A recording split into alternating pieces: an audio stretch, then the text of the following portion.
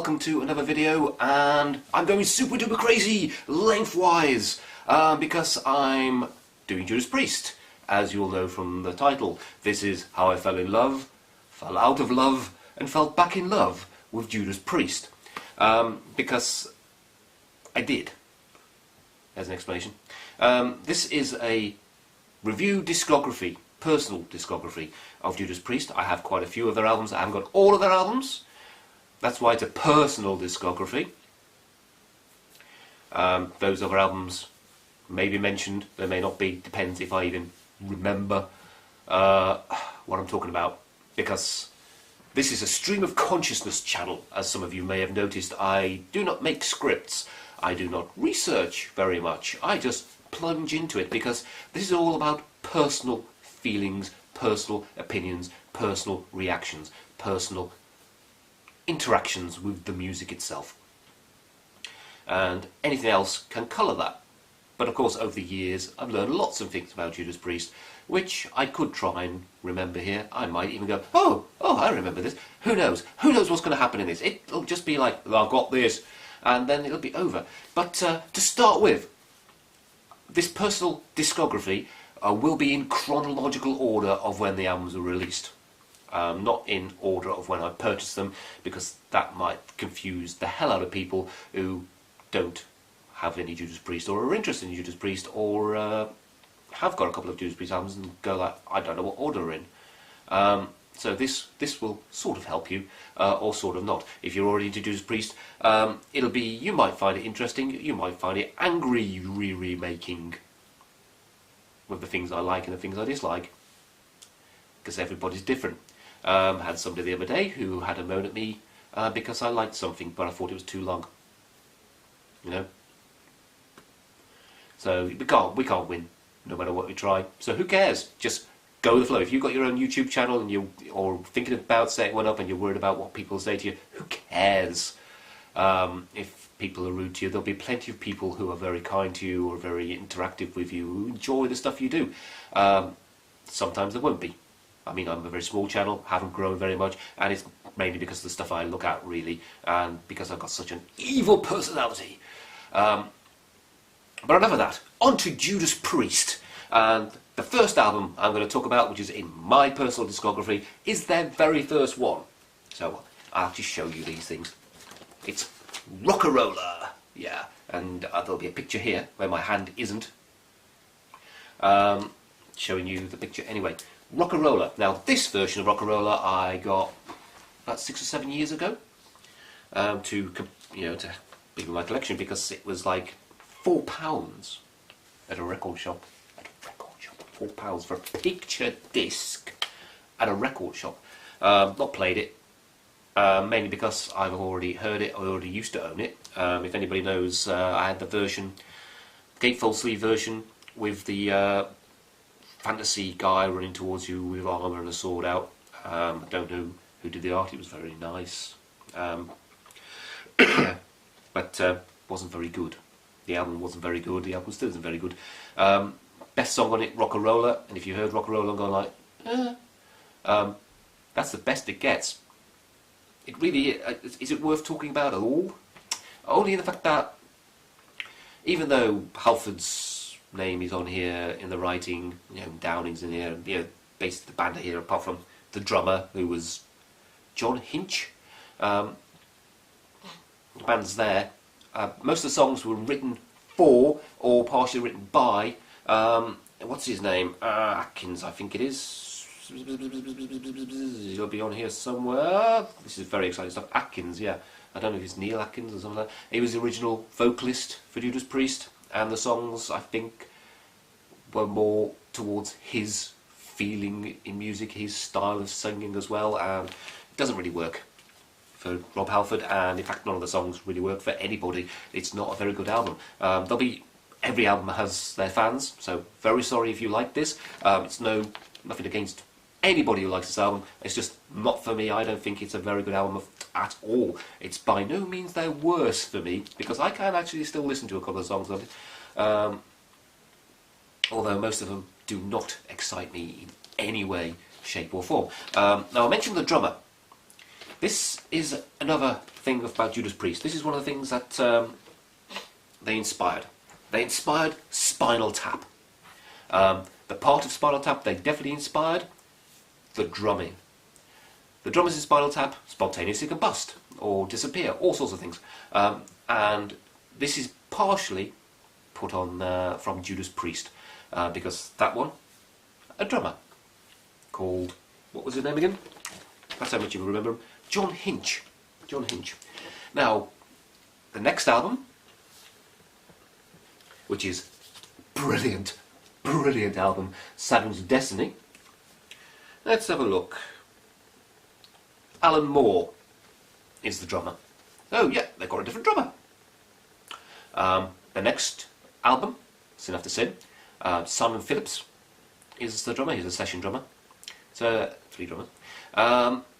Then, for the next album, Les Binks turns up, who's a pretty damn good drummer. He lasts several albums, but then he's replaced by Dave Holland throughout the 80s. Dave Holland is their drummer. And then Scott Travis takes over in the 90s on to become their final drummer. So, what was that? That's 6 hours, yeah. Something like that. Numbers. So, yeah, Spinal Tap, or what? They just get through drummers like nobody's business. So, that's one of the highlights of Judas Priest's historical back catalogue, that they inspire things like that. But back to Sad Wings of Destiny. Their second album on Gold, their last album on Gold, because Gold treated them like garbage, apparently, never paid them very much, if at all. This is a classic album in every sense of the word. It's basically a progressive metal masterpiece of the era. Victim of Changes, Dreamer Deceiver, Island of Domination and Tyrant. There's also the fast-moving Ripper in there. His vocals are like as high as they can get, and the music is extremely good. I bought this on holiday with the school in Switzerland. I bought it 2 days into the holiday and had to wait another 10 days before I could play it. But it was well worth the wait, because it was a stunning album. It is a stunning album. I think it's better than the next album that comes along, but production-wise, it's not as strong as the next album that comes along. But Victim of Changes on the Sad Wings of Destiny, it's one of their anthems. I saw them live, how many years ago? 5 or 6 years ago. They played Victim of Changes. You know, it's like they're breaking the law with everybody singing along to it, but they also have Victim of Changes. It's one of their standout. I don't know if they still do it. I would presume they would, because it's just freaking awesome. So the next album up, from 1977, Sin After Sin. Can you still see me? No, I'm hiding behind the record. Sin After Sin, produced by Roger Glover, who apparently claims he was never paid.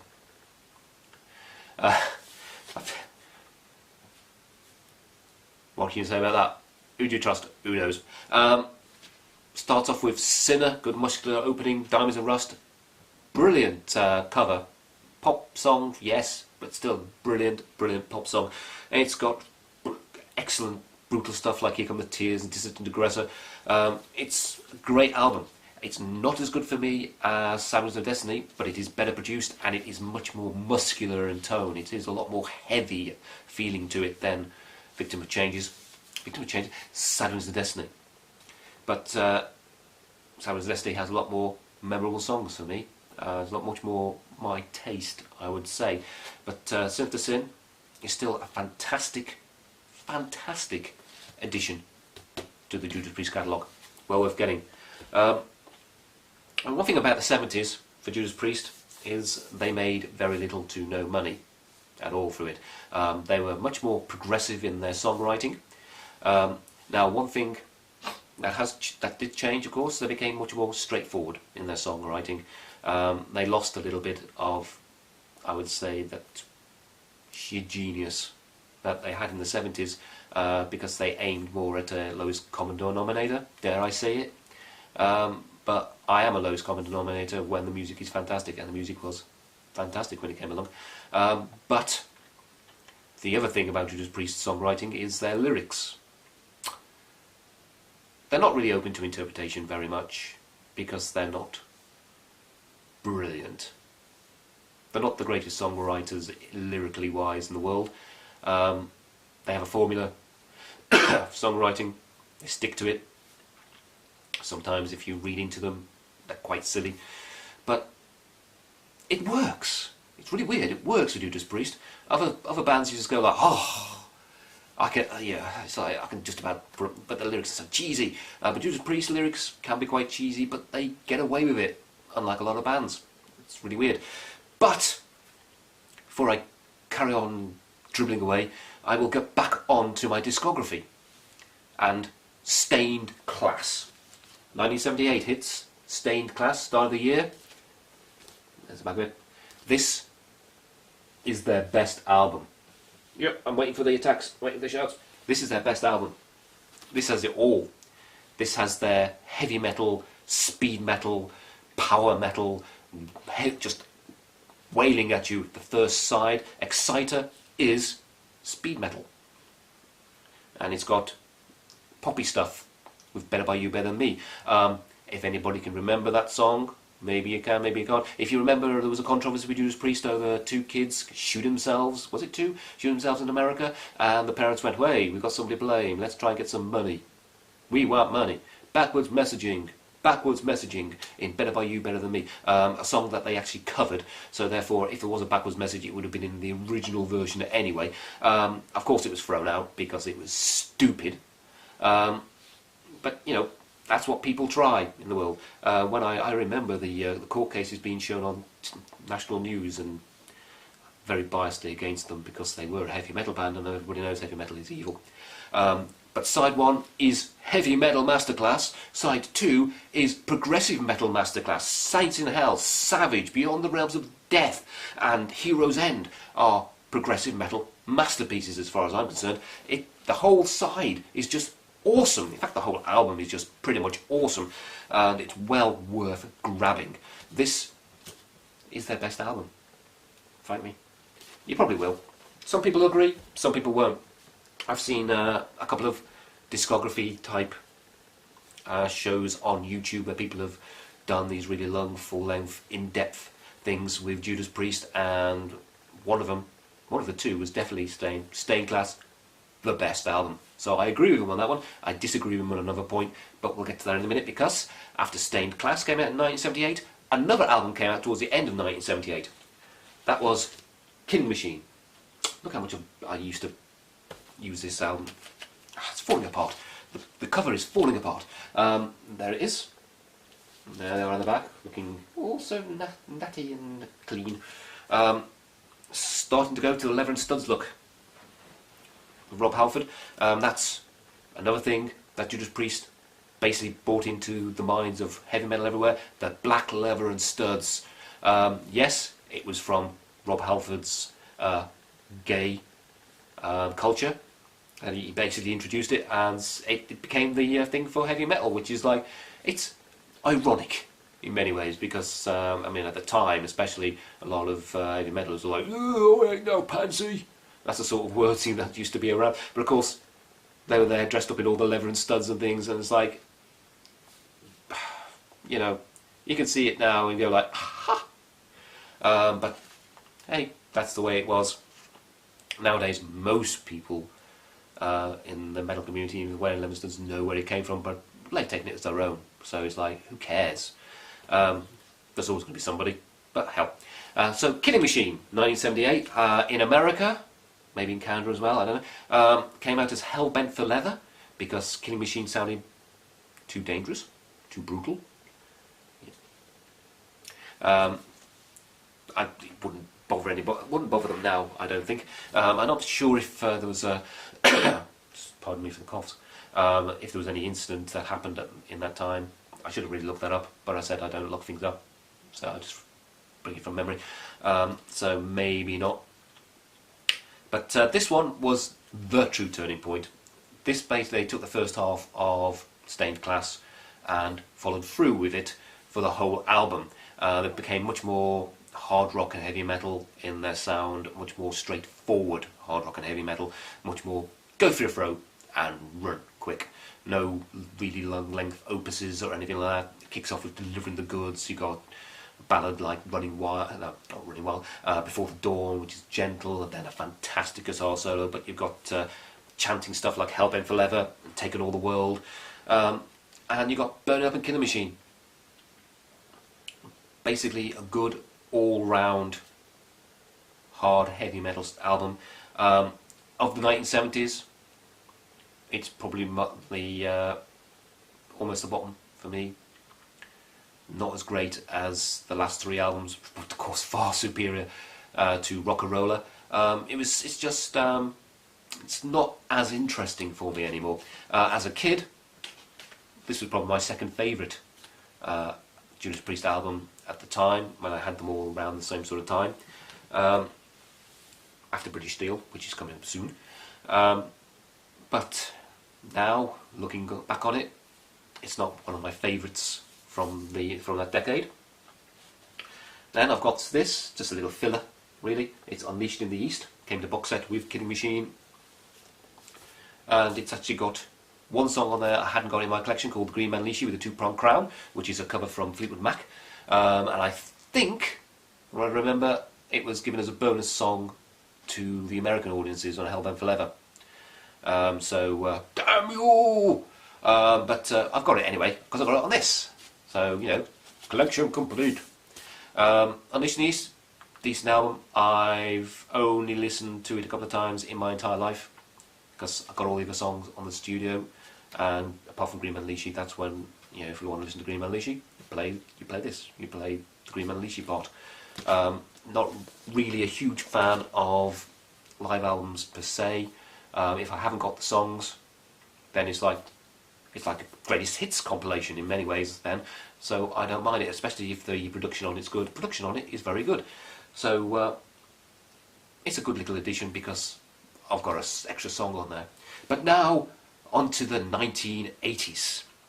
1970s, I'm in love. 1980s, oh. But it starts off fantastically well with the first ever Judas Priest album I got, British Steel. Now they're all fully leathered up. British Steel, 1980. I'd heard a few of these songs on kids' programs. Yes, because kids' programs in the 1970s and 1980s played heavy metal music. Yes, Tiswas, if anybody from Britain's listening in. That was the programme I saw. I think it was Breaking the Law and United on there. Breaking the Law, of course, an anthem that almost every heavy metaler knows, whether they like it or not. It's got Rapid Fire on there. It's got the chanting United, Living After Midnight, You Don't Have to Be Ill to Be Wise. And for me, it was the starting point of my heavy metal love. Well, my love of heavier music anyway. And it's just brilliant. I love this album to bits. Of course, over the years, Stained Class has replaced it as my favourite Judas Priest album. In fact, other Judas Priest albums have shifted it down a bit. But it's still iconic. It's got the iconic cover, and it's got some iconic songs. Now, here's where I disagreed with the two American discography shows, history shows, whatever they want to call them, about Judas Priest. Both of them felt this was too commercial. Now, both of them, I think, were probably born in the 80s or 90s. So they are looking back at what came. For me, this was an explosive album. They felt it was too commercial. Yes, it's commercial in many ways compared to what came before. But compared to what came after, this isn't very commercial. In many ways. They pretty much liked what came after, at least after the next one. But for me, this was the album that got me into heavy rock music, heavy music all round. British Steel, a classic, just a classic.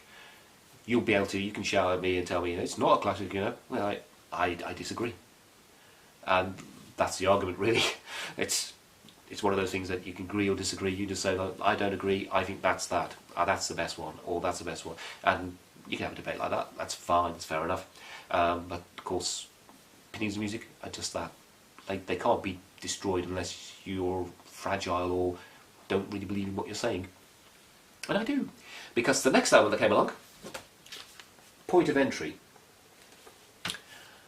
I, as a child, because I was a child at the time, point of entry. I was disappointed as hell by point of entry. By then I'd got all those other albums other than Rocka Rolla, and they showed brilliant musicianship, brilliant songwriting, brilliant qualities. British Steel was a heavy masterpiece. Point of entry, they'd gone really light as far as I was concerned. This was an attempt at the American market. For whatever reason, they decided the American market obviously wouldn't have accepted the production values of the British Steel album, or the more ragged sound of the British Steel album, which was what I liked about it, I think. It had a lot more hardness to it. This is a softer album. Now, at the time, I did not like this album. I liked Heading Out to the Highway, more or less, but as it went on I was like, oh, don't like it very much. So went in the corner and gathered dust and somehow got scratched to bits. But as the years went on, I've actually grown to like it. No maturity as you get older, as you open up to different things, and suddenly this is like, I like Point of Entry. In fact, I love Point of Entry. I like Heading Out to the Highway still. I like Turning Circles, Desert Plains, Solar Angels, even like the silly You Say Yes. You say yes, I say no. It's, it's silly, but I like it. I actually like this album now. I like this album better than Killing Machine. Weird, I know. At the time, this was right at the bottom of the pile. But now, Point of Entry is a great addition. Like I say, it's softer than British Steel. It still has into it, and it's still got a bit of there, but it's just very commercial in that sense, because it's lighter. It's easier going. It's easy listening metal for Judas Priest. So that's why at the time as a kid I wanted more in-your-face stuff. This didn't do it. But of course, Judas Priest's onslaught onto the shores of America then continued. As a kid, and not very mature and like, oh, I want you to stay British, I wasn't very happy about their sound change. So now you can't really class Point of Entry as the point which I fell out of love with Judas Priest, although since then, like I say, I've got back into that. So difficult little thing to say when, but it was Screaming for Vengeance when I fell out of love with Judas Priest, definitely. I didn't bother getting Screaming for Vengeance. I'd heard a couple of songs. The Hell in Electric Eye I liked enough. I like a lot more now. But I'd heard You've Got Another Thing Coming and was thoroughly unimpressed. It's okay. Most of this album is okay. Got this recently. It's a Back on Black reissued picture disc, because I like the art. Do like the art. But I've never got into the album, and I still don't find it very exciting. At the time, as a kid with your mates, we were all going like, they've sold out to America. The American shows I've looked at, they're like, this is stunning, this is awesome, this is the best thing in the world. And I expect there's probably Judas Priest fans out there now in the UK and stuff who really think this is one of the best. No, in their heart, this is the best album, one of the best albums. No disparagement meant at all there. I just don't like it. My friends didn't like it, I didn't like it. We were really like, so that was it for me and Judas Priest. It's a better album, I think, than I felt, and I think that I still feel. I still don't really find this album that good. Don't know why, it's just not been the sound that appeals to me. So, when Defenders of the Faith came out, which was more of the insane, this was basically like offcuts of Screaming for Vengeance. I hate every song on this album. I never listened to any of it before I got this. I got this second hand. I got this for £1.25p from a second hand stall, because £1.25. What can you lose? I played it. I've played it a couple of times. Love Bites. Sticks in my head a little bit. But it's horrible. You know when people say, "Oh, that album's got filler in it," because they don't like the songs. You know, that it's like, "Oh, that song's good, but that song's filler," just because they don't like a song. I will now be hypocritical and say this album is a filler. It's just a stopgap. Obviously, they just wanted to reinforce the loving from America a bit, or the commercial end of America for a bit, I think, by doing exactly the same album again, but not doing it as well. Defenders of the Faith is... don't like it at all. I dislike it intensely. That's the way it goes, of course. The one thing I could say about Judas Priest until this, really, each of their albums is different in style. Each of their albums progresses a different way. And you either like the progression or you don't like the progression. I would rather have a group progress from each album than not, even if I don't like it. The thing about Defenders of the Faith is they didn't progress from Screaming for Vengeance. They just did the same. If I'd liked Screaming for Vengeance, I still probably wouldn't have liked Defenders of the Faith because it's more of the same. If I take a simile from that Linkin Park's first album, which I forgot the name of. How have I forgotten the name of Linkin Park's first album? Forgot it anyway. Hybrid Theory. There you are. Hybrid Theory. I like that album. Sorry if you don't like Linkin Park, but I like Linkin Park. I love Hybrid Theory. Meteora, I like about a third of it. The rest of it is just like Hybrid Theory. They basically did the same album again. And that really peed me off. I didn't like it very much. I don't want the same thing. I want them to refresh things and change things. And of course, being hypocritical, if you decide to call that hypocritical, if they progress and change to a different style and I don't like it, I don't like it. I'm going to say I don't like it. You know, what would change for you? That's the way life goes. But I'd rather a band does change and adapt. Judas Priest have always changed and adapt. And one thing I have to say about Judas Priest, some people might agree, some people might not. I think they've always been followers of the fashion, followers of the sound. Those bands are doing well with that sound, we'll follow it. That's what Judas Priest have always seemed to do. Until the noughties, and you know, the last couple of decades, when they've just gone like, you know what, we Judas Priest, we'll do our own thing. Before then, most of their albums followed the same pattern. They went, those bands are doing that sort of thing, we're going to do that kind of thing. And for the most part, it's worked. Like British Steel, very much in the middle of the new wave of British heavy metal, it followed that sort of pattern. The progressive sounds of the 70s, they follow that sort of pattern. And then we come up to something like Turbo. Again, got cheap. Got it late 90s when I bought this. Very, very cheap. I mean, very cheap. It was pennies. But again, they follow the sound. ZZ Top got their synthesizers out, and other bands got their synthesizer guitars out, and Judas Priest got their synthesizer guitars out. Now, Turbo was originally supposed to be part of a double album with Ram It Down. Both of those albums were released separately because the record company said no. And Judas Priest just let them say no. Maybe they should have said yes. Maybe they should have said, we're doing it, so F you. But they released them separately. Turbo. Some say it's a quiche. A quiche? Is it quiche? Quiche? Not quiche. You eat quiche. Quiche classic. I say it's not. Turbo Lover, Private Property, Wild Nights, Hot Crazy Days. Wild Nights, Hot Crazy Days could be a song by Kiss. It sounds like a song by Kiss, and really, if they take the synths out, it would still sound like Kiss. Turbo. Not worth thinking about. Then came Ram It Down, but of course this is the 80s.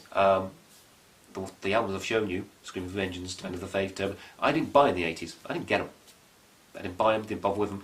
Managed to get them now because A, Picture Disc Love Lovely, and those other two, very, very, very mind-meltingly, wine-wateringly cheap.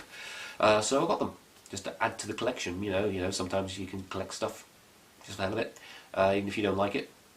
So I got the last two albums very, very cheap later on. Screaming for Vengeance, got because it's beautiful picture disc, beautiful art. I agree in the art, and it's better than those other two anyway. But as you can see, I didn't bother with Ram It Down at all. I haven't seen it anywhere cheap. I haven't listened to any Ram It Down songs as far as I'm aware. So, anybody out there want me to react to a Ram It Down song? Anybody? Let me know, and I'll find one. I'll find one, or you can tell me which one you want me to react to. I'll see if I can actually appreciate it a bit more than a lot of their other 80s output. But the 80s came to an end, and suddenly the 90s hit. And suddenly Judas Priest were back on the my radar with Painkiller. This relaunched Judas Priest for me, but as in a blip.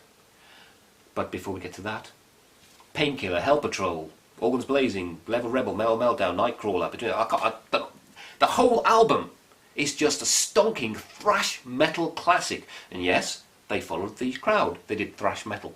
They did a thrash metal album. But they did one of the best thrash metal albums ever made. This is all killer. This album is just... You pick one out and it's like, it stuns you. It bludgeons you. It pulverizes you. There's no respite from it. You have to be in the mood for something like this. But this is a stunner. I even have the artwork on my wall somewhere. Just behind this camera, actually. Lovely album in every way. I absolutely adore this album. This is a brilliant album. A real comeback from the doldrums of the 80s where they lost me. It was like, at last, Judas Priest are back. This album's brilliant. Hopefully they won't do loads of thrash all the time, but my God, this is brilliant. And then Rob Halford left. Rob Halford left, and effectively the band just became a pastiche of itself. They hired Tim Ripper, as they call him, Owens. They brought an album out. I can't remember what it's called now. I wasn't interested in it because Rob Halford wasn't there, and that's probably a wrong thing to say. But this is my discography and my opinion program, so I can say it. Some people have said it's a good album. I've heard one song of it. Didn't inspire me very much. And then they released another album. And this time, because down-tuning guitars was all the rage, you know, the new metal world and stuff like that, they did that with his vocals. Now, Tim Ripper Owens was basically the same sort of vocalist as Rob Halford. Didn't work, because his vocals didn't fit. The songs were inspired anyway. I've heard 2 of the songs from there, and I'm just going like, oh God, I'm so bored. So, that was a disappointment. But then, Halford was back. Suddenly the noughties had begun. Suddenly, Judas Priest were on my wavelength again. Angel Retribution came out. I downloaded it. I wasn't willing to spend money on a Judas Priest album at the time. Not a lot of money, just enough to pay for a download. And I downloaded it. And I was surprised, because I liked it. Mostly. It was about half a great album and half poor one. The thing is, the one song that sticks out in the memory is the longest song and the worst song. And yet they were trying to get back to some of their progressive styles, and that was Loch Ness. Loch Ness Distress. It's like, what? What? The song was just, oh no! Disappointment, I could say. But overall, Angel Retribution made me go, yes, the Priest are back. I am pleased. More or less. But then, Nostradamus came out. Well, I was happy with Angel Retribution, more or less. Nostradamus, I felt... People were saying, like, this is like Loch Ness. No, thank you. No, thank you. Since then, I've heard a couple of songs like Nostradamus, and I've rather liked it. They've basically done an epic, progressive concept album. One day I'll get round to getting it. But not yet. Not yet, unfortunately. So, Now we get to Redeemer of Souls. Basically, by now, I was back in love with Judas Priest, really, obviously, because I was getting some of the back catalogue, adding it to my collection, like I say, and thinking, should I get Nostradamus? Still haven't. It's very lazy. But Redeemer of Souls finally laid the stamp on. Judas Priest back. Some brilliant songs on here. Maybe it goes on a little too long, but, you know, more Judas Priest than less Judas Priest. I think I'll have more, thanks. Dragon All, Redeemer of Souls, Falls of Valhalla. You know, it's the usual sort of heavy metal! Get your swords out and fire, fight in the bloodshed and stuff, and yeah, it's that kind of He-Man heavy metal type stuff. It's great fun, brilliantly written music. They got their mojo back, especially on Redeemer of Souls, like I say. They got their mojo fully back on this album. It is a stonking good heavy metal album. Welcome back, Judas Priest. And finally, because I was thinking, oh, Redeemer of Souls might be their last album. Now I'm thinking, Firepower their last album? Glenn Tipton's got Parkinson's. He can't really play that well anymore. He has to be on a lot of medication to be able to do it properly. I think he's done a song here and there at some of their live stuff. There was a podcast out there that claimed that Glenn Tipton didn't do any of the guitar parts on Firepower. How did these people know? Oh, because they're in the industry and they know it wouldn't be possible. So therefore, that's the truth. Because they know, based on just making it up. Which always gets on your craw. You know, it's one of those things that you go like, oh, blah, blah, blah, blah. But I'm not one of those people who slags people off, really, on those sort of things. It's just not worth it. It's like, so what, really? I think Glenn Tipton did play pretty much all of his parts on that album. He would have had the time, he would have had the space, he would have been able to do several times. Maybe there's some overdubs on there, maybe. But I think Glenn Tipton played those parts. I mean, he's been able to play, you know, here and there at some of the concerts. It'd be interesting to know if people have been to those concerts or have seen some of the concert footage. I haven't seen any of the concert footage when it's played. I should have done, really, before I did this, before I started thinking about talking about this. But there you go. Just let me know. But anyway, Firepower. Yes, it's on CD. Yes, I didn't have the money at the start of the year. Sometimes I got money to buy things, sometimes I haven't. I bought about 3 other things on vinyl that's round about the same time, so I couldn't afford Firepower.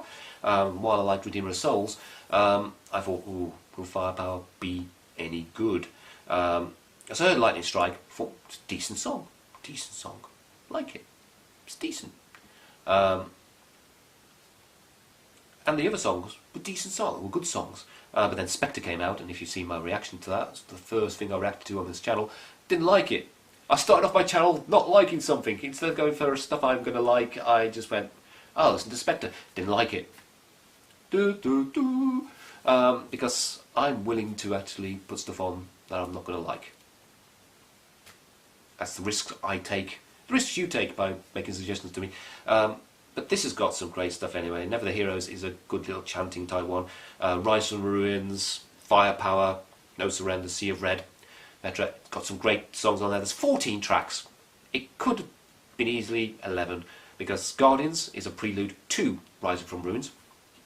And Rising from Ruins, perfectly fine with that prelude attached to it. It didn't need to have it separate. I would say Flamethrower and Firepower are pretty much very similar to me. They're basically the same song, so Flamethrower could go, because Firepower's already got there first.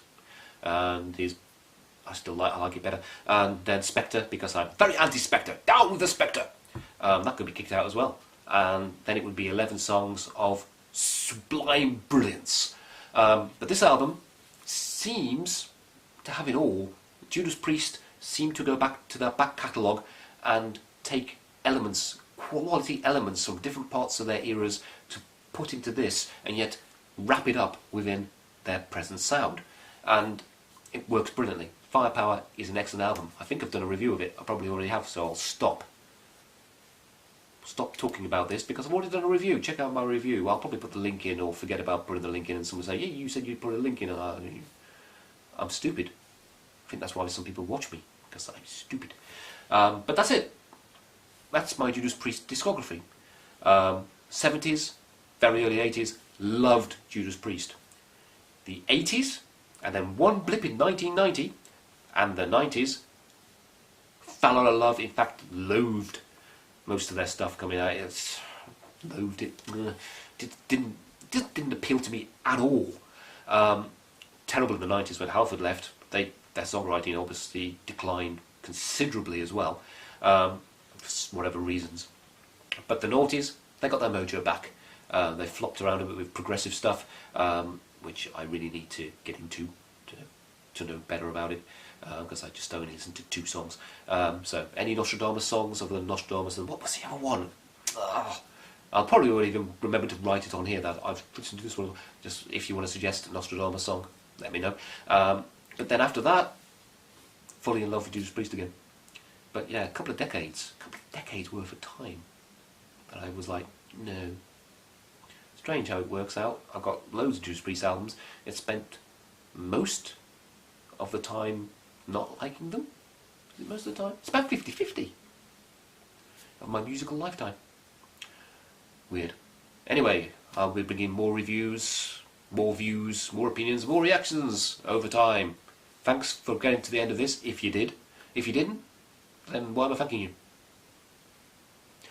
See you soon. Bye.